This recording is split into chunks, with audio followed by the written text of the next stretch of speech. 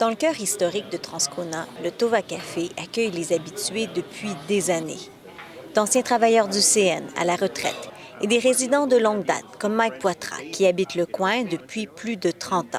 It's a small town atmosphere in the big city. Située à l'extrême est de Winnipeg, Transcona est historiquement ouvrière. Ici, c'est les shops de Transcona, évidemment, qui remontent.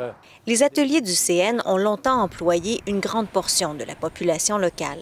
Encore aujourd'hui, les vieux de la vieille sont encore syndicalistes convaincus. Ils n'ont jamais changé d'allégeance, ni d'allégeance politique. Alors, ils ont tendance à voter néo-démocrate.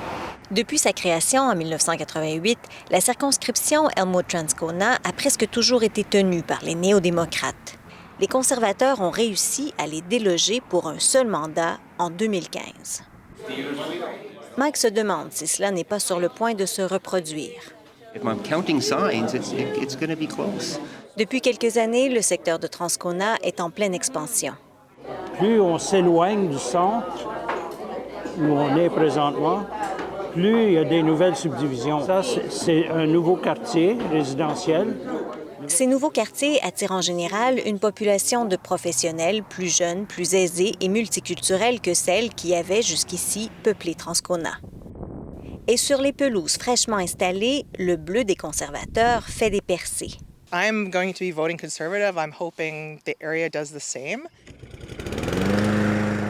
Chez Jim, l'herbe a toujours été plus bleue que celle de son voisinage. Il sent enfin le vent tourner.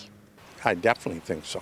Some of my friends don't think so. Dans le contexte politique actuel, l'issue de cette partielle revêt une importance particulière tant pour les conservateurs que pour les néo-démocrates. Pour les conservateurs, c'est de dire, nous, on a le vent dans les voiles, il n'y a rien qui peut nous arrêter. Et pour les néo-démocrates, c'est de dire, nous, c'est crucial. Un siège de moins pour les néo-démocrates, c'est un pourcentage considérable de leur caucus. Le politologue Félix Mathieu est d'avis que l'annonce de la fin de l'alliance du NPD avec les libéraux est directement liée à cette partielle. Les libéraux sont plutôt impopulaires dans cette circonscription.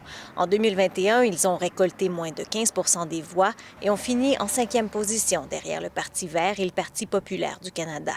Ça devenait de plus en plus intenable pour le NPD de maintenir cette alliance-là. Et on se disait, si on maintient l'alliance, les conservateurs risquent de trop aller chercher de voix qui devraient nous revenir. Cette perspective n'échappe pas aux partisans néo-démocrates qui se sont sentis trahis par ce mariage de convenance.